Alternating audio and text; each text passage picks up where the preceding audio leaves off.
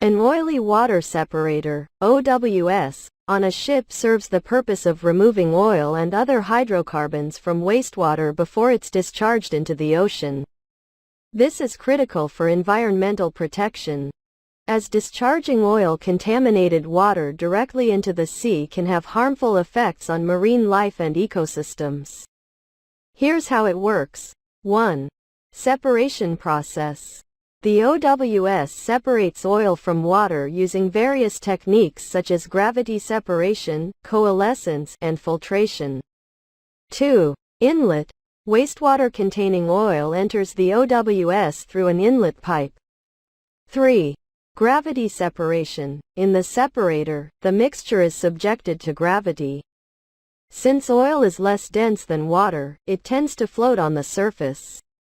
4. Coalescence. Some OWS units also utilize coalescing plates or media to enhance the separation process. These plates encourage small oil droplets to combine into larger ones, making it easier for them to rise to the surface. 5. Filtration. In some systems, a fine filter is used to capture smaller oil droplets that may not have been separated through gravity alone. 6. Oil removal. The separated oil is then skimmed off the surface of the water and stored in a separate tank for proper disposal or reuse. 7. Clean water discharge. The now decontaminated water is discharged overboard, meeting the regulatory requirements for oil content in wastewater.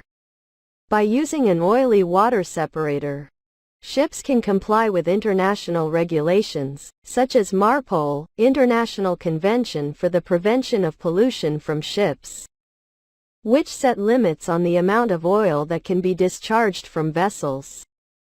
These regulations aim to protect the marine environment and prevent pollution from shipping activities.